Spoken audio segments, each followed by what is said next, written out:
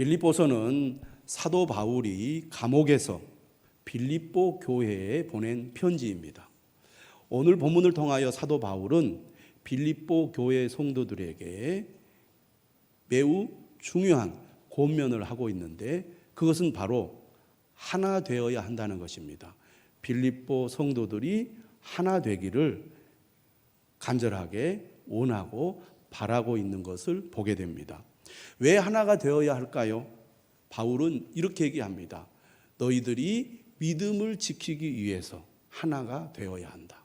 또 고난과 위기를 극복하기 위해서 하나가 되어야 한다고 강조하고 있습니다. 우리가 지난번에 나누었던 1장 27절 28절에 보면 바울이 이렇게 얘기했어요. 너희가 한 마음으로 서서 한 뜻으로 복음의 신앙을 위하여 협력하는 것과 무슨 일에든지 대적하는 자들 때문에 두려워하지 아니하는 이 일을 듣고자 함이라. 믿음을 지키려면 그리스도인들이 교회 공동체를 통해서 하나가 되어야 믿음을 지킬 수 있고, 또 고난이나 핍박이나 또 삶의 어려움을 만났을 때 흔들리지 않고 넘어지지 않으려면 하나가 되어야 한다는 것입니다. 그러면 하나가 되기 위해서는 어떻게 해야 할까? 오늘 성경은 이렇게 얘기합니다. 무엇보다도 우리에게는 모델이 있다는 겁니다. 모범이 있다는 거죠. 우리가 어떤 일을 할 때 구체적으로 어떻게 해야 될지 잘 모를 수가 있습니다. 그런데 앞서서 그 일을 잘 하신 분이 있다면 훨씬 쉽겠죠. 예수님은 우리의 주님이면서 우리의 모범이 되십니다. 우리가 예수님을 바라보고 예수님을 따라서 행동한다면 우리도 하나가 될 수 있다고 오늘 사도 바울은 말씀하고 있습니다. 예수님이 어떤 분이십니까?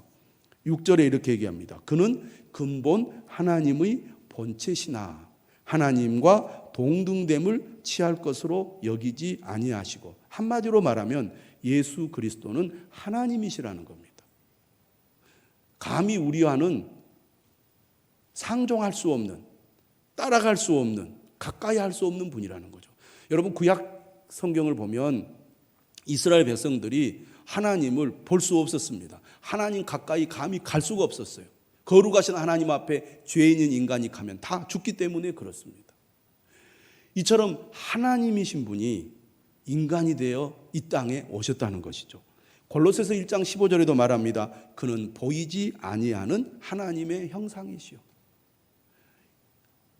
예수님은 영이신 하나님께서 이 땅에 인간으로 오신 분이라는 거죠. 히브리서 1장 3절도 말합니다. 이는 하나님의 영광의 광채시요 그 본체의 형상이시라. 오늘 우리 그리스도인들은 하나님의 말씀을 통하여 우리가 믿는 하나님이 성부, 성자, 성령 삼위일체 하나님임을 믿습니다. 예수님은 성삼위 제2위가 되셔서 이 땅에 우리를 구원하여 인간이 되어 오신 하나님 아니십니까? 이런 하나님이 어떻게 하셨어요? 7절에 자기를 비어 종의 형체를 가지사 사람들과 같이 되셨고 사람의 모양으로 나타나사 자기를 낮추시고 죽기까지 복종하셨으니, 왕이 되신 분이 거지들이 사는 소굴로 거지 모양을 하고 내려와서 거지들과 함께 살게 되었다, 그렇게 비유할 수 있습니다. 한마디로 말하면 예수님은 하나님이시면서 인간이 되셔서 하나님의 모든 기득권을 다 버리셨다는 것입니다. 우리가 하나 되기 위해서는 어떻게 해야 되느냐? 기득권을 버려야 한다는 겁니다. 왜 우리가 하나 되지 못합니까? 왜 다른 사람들과 섞이지 못합니까? 내가 목사인데 이런 생각을 하면 다른 사람들과 하나 되기가 어렵습니다. 내가 직분자인데 장로라든지 안수집사라든지 내가 권사인데 이런 생각을 가지고 있으면 하나 되기가 어렵습니다. 또 우리가 세상적인 지위와 특권을 가지고 있으면 그 생각이 내 마음속에 가득 차 있으면 하나 되기가 어렵습니다. 내가 세상에서 사장인데 잘 나가는 사람인데 이런 마음을 가지고 있으면 어떻게 하나가 되겠습니까? 나는 많이 배운 사람인데 저렇게 배우지 못한 사람들, 똑똑하지 못한 사람들과 내가 어떻게 하나가 되지? 이런 생각을 가지면 하나 되기가 어렵지 않겠습니까? 또 내가 나이가 많은데 내가 어떻게 젊은 사람들과 같이 어울릴 수 있어? 이렇게 생각하면 하나 되기가 어렵다는 것입니다. 예수님께서 하나님이시지만 기득권을 내려놓고 종의 형체를 가지고 인간이 되심으로 우리를 구원하신 것처럼 오늘 우리도 하나 되기 위해서는 우리가 가지고 있는 모든 기득권을 내려놓아야 합니다. 나는 다른 사람과 다르다. 이런 생각을 여러분들이 가지고 있으면 진정 하나 되기가 어려울 것입니다. 그것을 다 포기하고 내려놓아야 한다는 겁니다. 이처럼 예수님께서 자신을 낮추셨을 때 하나님께서 어떻게 하셨습니까? 9절 이하를 보십시오. 이러므로 하나님이 그를 지극히 높여 모든 이름 위에 뛰어난 이름을 주사 하늘에 있는 자들과 땅에 있는 자들과 땅 아래에 있는 자들로 모든 무릎을 예수의 이름에 꿇게 하시고 모든 입으로 예수 그리스도를 주라 시인하여 하나님 아버지께 영광을 돌리게 하셨느니라. 모든 기득권을 내려놓고 포기하니까 하나님께서 오히려 예수 그리스도를 높여주셨다는 것입니다. 예수님께서도 제자들에게 그렇게 분명히 말씀하셨죠. 크고자 하는 자는 뭐 하는 자가 되라? 섬기는 자가 되라 하는 겁니다. 그렇게 할 때 하나가 된다는 겁니다. 오늘 우리도 예수님의 마음을 품어야 될 줄로 믿습니다. 오늘 5절에 분명히 말하죠. 너희 안에 이 마음을 품으라. 곧 그리스도 예수의 마음이니. 우리가 예수 그리스도를 믿을 때 예수님은 우리 안에 계셔서 우리와 함께 하십니다. 예수님이 우리 안에 계시다는 것은 곧 우리가 예수님의 마음을 가지고 예수님의 생각을 가지고 산다는 것을 의미합니다. 믿음이란 이것이 일치가 될 때 힘이 있는 겁니다. 예수님을 마음에 모시고 있으면서도 예수님의 생각과 내 생각이 따로 있다면 어떻게 힘이 있겠습니까? 그렇죠? 마음이 나누어지면 결코 평안도 없고 기쁨도 없고 능력도 없지요. 일치된 마음을 가질 때 우리가 은혜가 있고 기쁨이 있는데 예수님을 모시고 사는 사람은 예수님의 마음을 가지고 예수님의 생각을 가지고 살아야 한다는 것입니다. 그렇게 하면 하나가 될 수 있다는 얘기죠. 하나가 되면 우리가 믿음을 지킬 수 있고 어떤 어려움과 고난도 이겨낼 수 있다는 것입니다. 그렇기 때문에 오늘 빌립보서 2장 5절은 너희 안에 이 마음을 품으라. 곧 그리스도 예수의 마음이니. 우리 모두 예수 그리스도의 마음을 품고 예수 그리스도의 생각을 가지고 살아갈 수 있기를 주님의 이름으로 축원합니다. 그리하여 하나 되는 공동체, 하나 되는 교회를 이루어 가실 수 있기를 바랍니다. 그러면 우리가 예수님을 본받아 하나가 되기 위해서는 어떻게 해야 될까요? 첫째, 오늘 1절 말씀을 한번 같이 읽어보겠습니다. 시작. 그러므로 그리스도 안에 무슨 권면이나 사랑의 무슨 위로나 성령의 무슨 교제나 긍휼이나 자비가 있거든.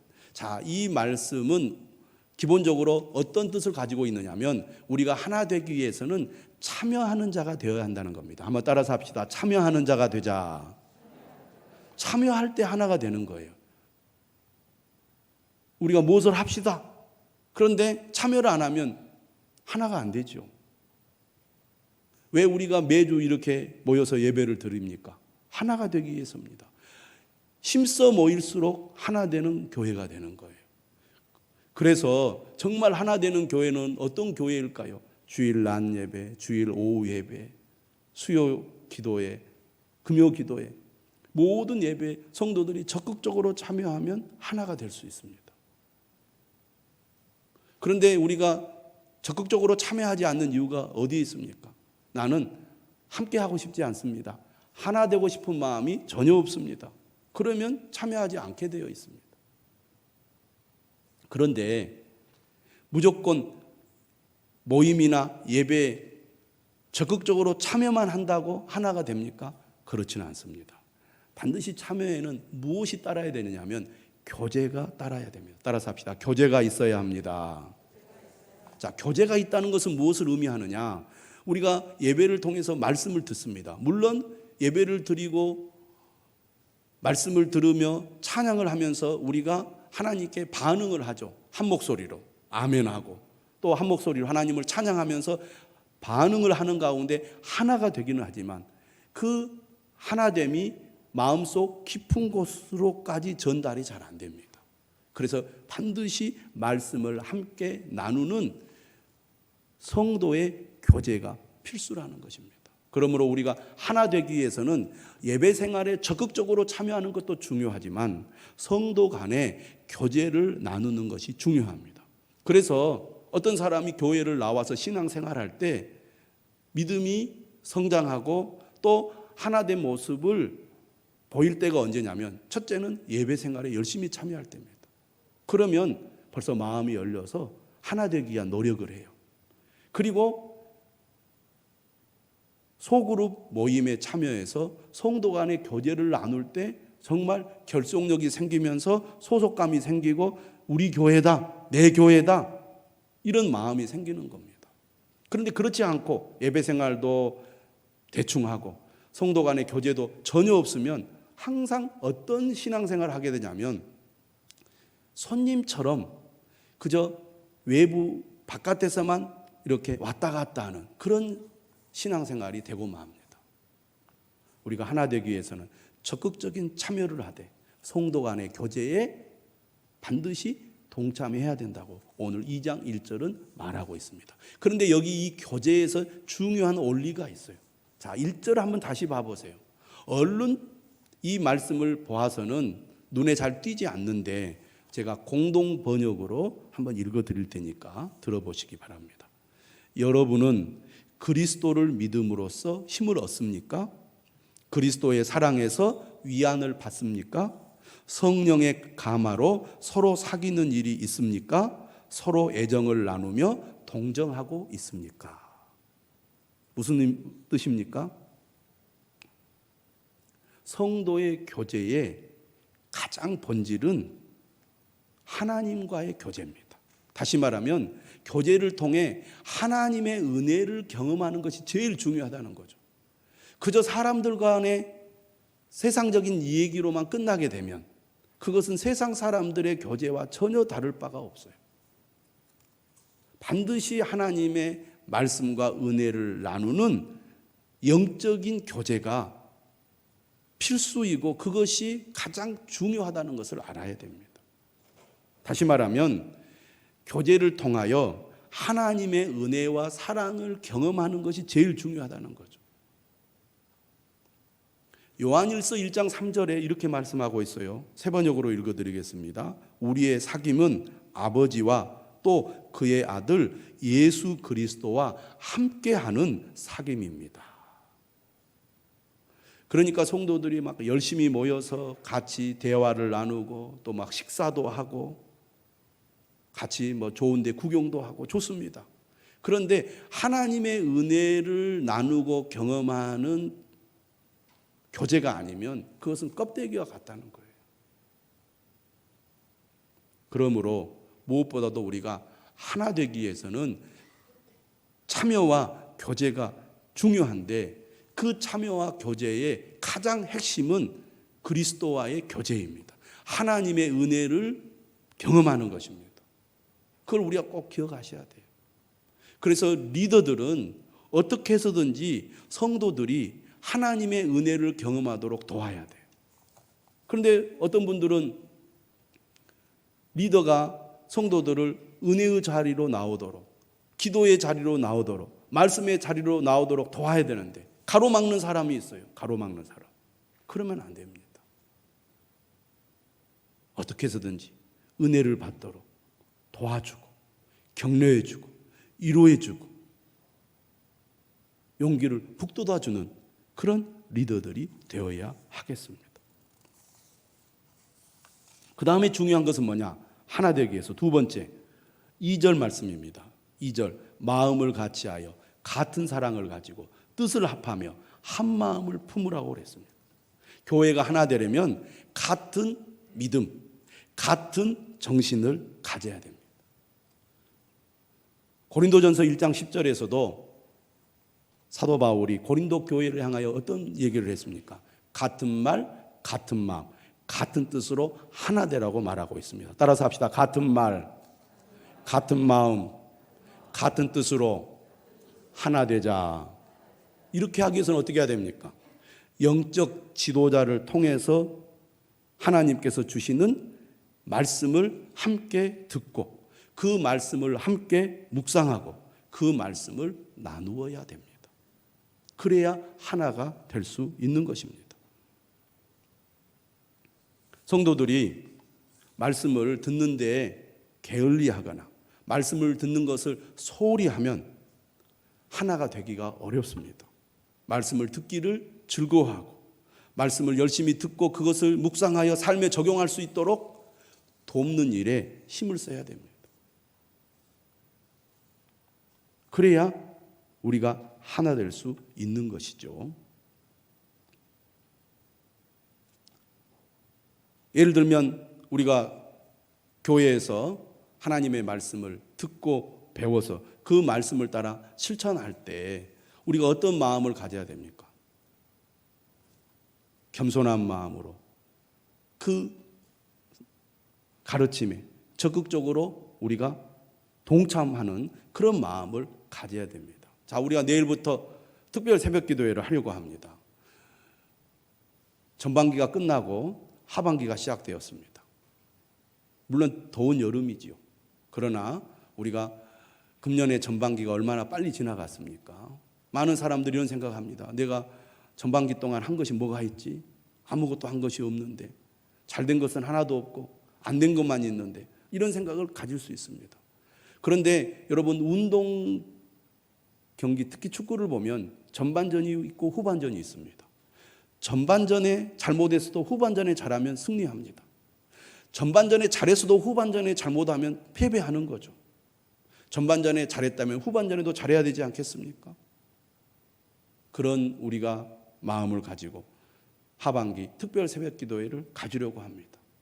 내가 2022년 후반전을 승리하는 삶으로 이끌어야 되겠다. 그러기 위해서는 무엇보다도 하나님을 의지해야 되겠다. 교회가 하는 특별 새벽 기도에 적극적으로 참여해야 되겠다. 다른 성도들도 같이 참여하자고 우리 격려하고 권면하겠다. 이런 마음을 가져야 되지 않겠습니까? 그게 같은 말, 같은 마음, 같은 뜻을 가진 생각입니다. 그런데 사람들 중에는 나는 그렇게 생각하지 않는데요. 꼭 그렇게 해야 됩니까? 이렇게 말하는 분들이 있습니다. 소그룹 교제에서도 그런 태도를 가지고 말을 하게 되면 하나가 되지 않습니다. 나는 그렇게 생각하지 않습니다. 나는 거기에 동의하지 않습니다. 내 생각은 이렇습니다. 이런 마음과 말이 교회를 하나 되지 못하게 합니다. 물론 우리가 진리가 아닌 것에 대해서는 타협해서는 안 되겠죠. 그러나 하나님께서 교회를 사용하실 때는 여러 교회를 다양한 모습으로 하나님이 사용하신다는 것을 알아야 됩니다. 그러면 그것이 진리의 본질적인 부분이 아니라면 마음을 열고 교회가 하는 사역과 또 교회가 하는 그 철학에 내가 동의하고 동참하는 것, 이것이 하나된 마음을 갖기 위해서 매우 중요하다는 거죠. 물론 우리 교회가 부족한 부분이 있습니다. 부족한 부분에 대해서는 어떤 마음을 가져야 됩니까? 우리 교회는 이게 부족해, 그래서 마음에 안 들어. 이것은 하나됨을 이루기 위한 올바른 태도가 아닙니다. 우리 교회는 이런 부분이 부족하기 때문에 이런 부분을 보완하라고 나를 보내주셨구나. 겸손한 마음으로 부족한 부분을 보완하는데 내가 참여하면 됩니다. 그렇게 함으로써 하나됨을 이루어야지. 나와 생각이 다르다고 그건 아닌데요, 나는 반대합니다, 그게 중요한 게 아닙니다라고 내 주장을 이야기하면서 하나됨을 깨뜨리는 것은 옳지 않다는 얘기입니다. 같은 말, 같은 마음, 같은 뜻을 가지고 우리가 하나됨을 이루어야 한다. 그러기 위해서 여러분들이 말씀을 듣는 일에 적극적으로 동참해야 됩니다. 그 다음에 세 번째, 하나가 되려면 버려야 할 것이 있습니다. 오늘 3절에 이렇게 얘기하죠. 아무 일에든지 다툼이나 허영으로 하지 말고, 아무 일에든지 다툼이나 허영으로 하지 말고 하나가 되려면 다툼과 허영을 버려야 한다는 것입니다. 다툼이란 건 뭡니까? 갈등을 일으키는 겁니다. 왜 갈등을 일으킵니까? 내가 옳다고 주장하기 때문입니다. 그래서 어떻게 해서든지 내 주장을 관철시키려고 할 때 다툼이 일어나요. 여러분, 교회는 다양한 사람들이 모였습니다. 특히 이제 한국 교회가 역사가 오래되고 성도들이 신앙생활을 오래 하다 보니까 각기 어렸을 때부터 자라온 신앙의 배경이나 환경이 달라요. 그래서 함께 모이다 보면 조금씩 다를 수 있습니다. 생각이. 나는 이게 옳다고 생각해 라고 주장하면 다른 사람은 아니야, 나는 이게 옳다고 생각하는데 라고 서로 자기가 옳다고 주장하면서 자기가 생각하는 것이 맞다고 관철시키려고 하면 반드시 갈등이 일어나고 다툼이 일어나게 되는 것입니다.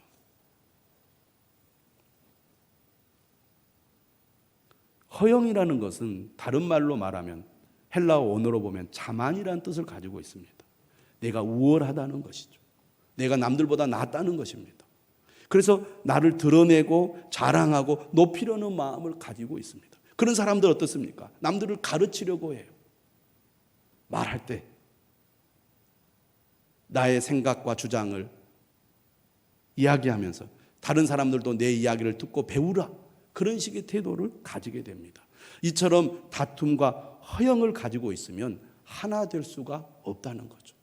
반드시 분열이 일어나고 반드시 갈등으로 말미암아 흩어질 수밖에 없게 됩니다. 힘 있는 교회는 어떤 교회입니까? 하나 된 교회죠. 모든 것이 다 마음에 들어서 하나가 되겠습니까? 다툼과 허영을 버리고 겸손한 마음으로 동참하고 참여함으로 하나가 되는 것입니다. 큰 교회도 하나 된 교회는 힘이 있습니다. 작은 교회도 분열한 교회에는 힘이 없는 거예요. 그 다음 하나가 되기 위해서는 어떻게 하라고 말합니까? 겸손해야 된다고 말합니다. 결국 오늘 본문의 결론은 예수님을 본받아 겸손한 마음으로 하나됨을 이루라는 겁니다. 여러분, 참여하지 않으면 갈등이 일어날 일도 없습니다. 교제하지 않으면 갈등이 일어날 일도 없어요. 그렇죠? 다 각자입니다. 그런데 하나 되기 위해서 우리가 참여해야 되잖아요. 하나 되기 위해서는 교제에 힘써야 되잖아요. 그런데 참여하고 교제하는 데는 반드시 갈등이나 분쟁이 일어날 소지가 많다는 겁니다. 그런데 이렇게 적극적으로 참여하고 교제하면서도 우리가 하나됨을 이루려면 반드시 무엇이 필요하냐? 겸손함이 필요한 거예요. 예수님을 본받아서 예수님이 죽기까지 복종하셨던 것처럼 하나님의 기득권을 포기하고 종의 형체를 가져 죽기까지 복종했던 것처럼 우리도 철저히 자기를 낮추고 겸손한 자가 되어야 한다는 것입니다. 베드로전서 5장 5절 6절에도 이렇게 말합니다. 젊은 자들아, 이와 같이 장로들에게 순종하고 다 서로 겸손으로 허리를 동이라. 하나님은 교만한 자를 대적하시되 겸손한 자들에게는 은혜를 주시느니라. 그러므로 하나님의 능하신 손 아래에서 겸손하라. 때가 되면 너희를 높이시리라.